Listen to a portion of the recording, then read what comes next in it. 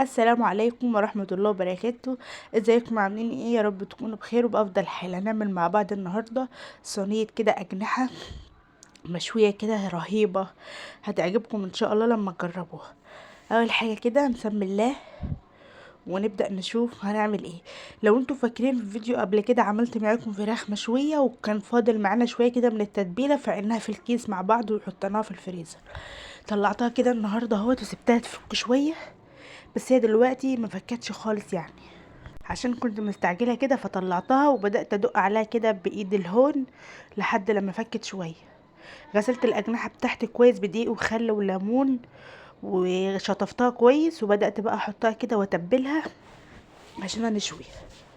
احط عليها التتبيله بتاعتي ديت، وانا ضفت على التتبيله ديت هي فيها كل حاجه، بس ضفت عليها معلقه كبيره من صوص الباربيكيو، وهنزلها كده، هنزل الخليط ده كده فوق الاجنحه وهتبلها كويس واسيبها كده على الرخامه لمده ساعه او 2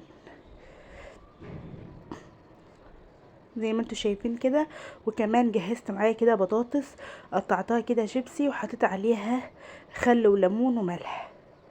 اول حاجه كده بدات جبت شويه كده من البصل، 3 4 بصلات كده صغيرين، قطعتهم كده حلقان زي ما انتوا شايفين كده، وهحط عليهم معلقه صغيره من الفلفل الاسود ومعلقه صغيره من البابريكا، وهفركهم كلهم كده مع بعض بالفلفل الاسود بالبابريكا بالبصل. هفركهم كده مع بعض بايدي. دي هتكون الفرشه اللي انا هحطها كده تحت الاجنحه قبل ما ادخلها الفرن او على البوتاجاز. احنا النهارده هنعملها على البوتاجاز، آه، اسرع يعني واسهل، وبعدين نبقى ندخلها الفرن تاخد اللون الحلو اللي احنا هنحطه مع بعض. خلاص كده فرشت فرشه البصل كده، ولو عندك فلفل وعاوزه تضيفي طماطم وفلفل عادي برضو تبقى حلوه جدا. هرص بقى الاجنحه كده فوق البصل، وهضيف فوقها بقيه التتبيله دي، مش هنرميها طبعا، لا انا هحطها فوقها تكمل السوا بتاعها فيها زي ما انتوا شايفين كده معايا. رصيت كل الاجنحه بتاعتي، هفضي فوقها كده بقيه التتبيله اللي في الطبق دي، مش هنرميها خالص، ريحتها بجد رهيبه يا بنات.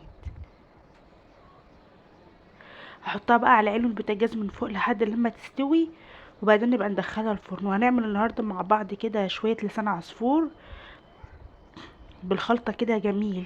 اول حاجه رحت على النار، جبت طاسه حطيت فيها معلقه كده من السمنه، ونزلت فيها ببصلايه كبيره كده مقطعاها مكعبات صغيره ورشه ملح لحد ما البصله دبلت. نزلت عليها بجزريه كبيره كده مبشوره،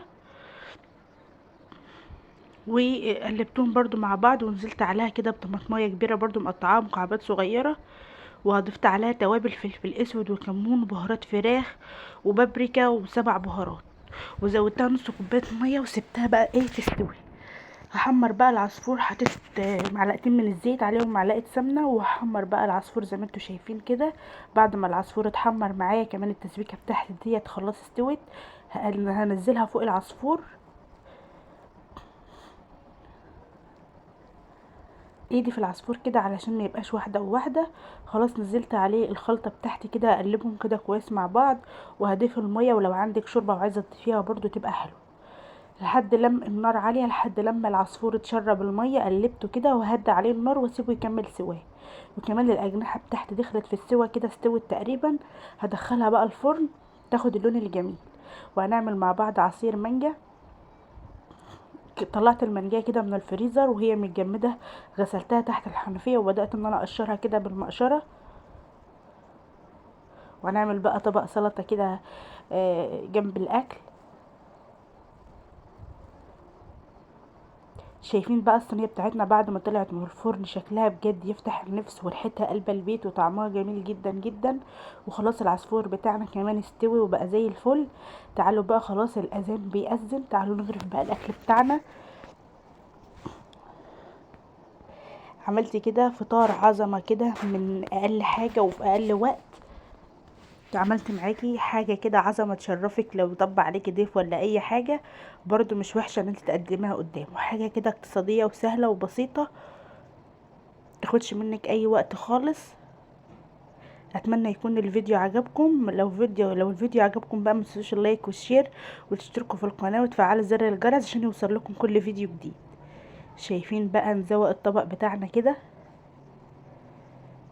حاجة كده بجد جميلة، شكلها بجد يفتح النفس لوحدها كده. زي ما احنا عارفين العين بتاكل قبل البق، شايفين بقى؟ حاجة كده تحفة وجميلة وفي وقت قليل خالص. هو ده كان فطرنا النهاردة، ده كان العصير والسلطة والشيبس اللي عملناه والزيتون واللسان العصفور مفرفر وجميل. اشوفكم بقى على خير في فيديو جديد، مع السلامة.